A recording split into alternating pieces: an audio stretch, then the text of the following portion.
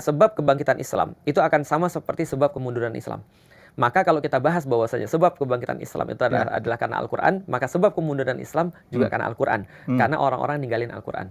Jadi kita bisa lihat contoh ya, di tahun 1500, 1600 ketika revolusi industri itu menggema di Barat, lantas kemudian orang-orang Islam itu jadi apa ya, mereka jadi ikut-ikutan. Jadi mereka nggak siap untuk menghadapi ini.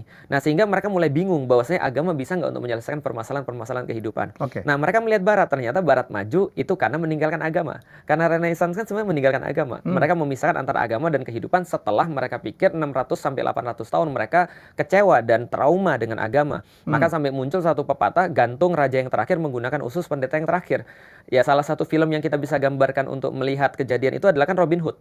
Robin Hood kan punya teman namanya Tucker kalau nggak salah ya. Nah, pendeta ini kan adalah pendeta yang dalam tanda kutip membelot dari gereja. Karena waktu itu gereja mendukung landlord untuk memberikan sesuatu perlakuan-perlakuan yang nggak baik terhadap proletar pada saat. Nah, sehingga Robin Hood muncul sebagai pembela-pembela para proletar. Nah, Barat itu dibangun atas konstruksi masyarakat yang seperti itu. Maka ketika terjadi Renaissance, mereka bilang berikan raja hak raja, berikan Tuhan hak Tuhan. Maka jangan dicampurkan. Dari situ muncul konsep-konsep kehidupan sekuler.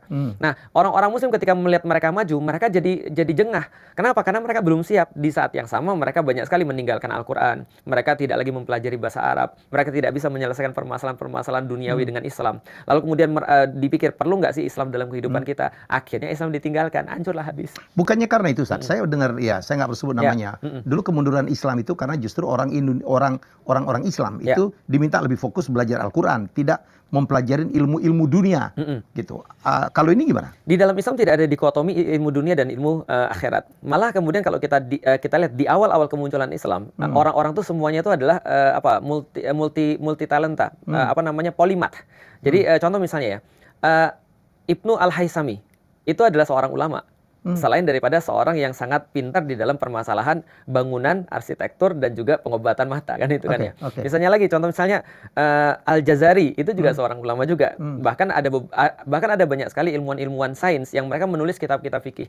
Jadi itu tidak terbedakan sama sekali. Nah, artinya kalau kita lihat lagi di awal-awal Islam, maka kita katakan Al-Quran adalah suatu kitab yang menginspirasi orang. Dari awalnya orang-orang itu ignorance banget tentang masalah-masalah dunia, menjadi sangat perhatian dengan masalah dunia. Kenapa? Karena orang-orang yang memperhatikan Al-Quran itu akan berpikir begini, bahwasanya kemampuanmu untuk bisa peduli dengan dunia dan benar-benar menjadikan dunia ini sebagai ladangmu itu sangat berpengaruh pada akhiratmu. Nah, justru ketika Al-Quran ditinggalin, pemahamannya ini hilang jadinya.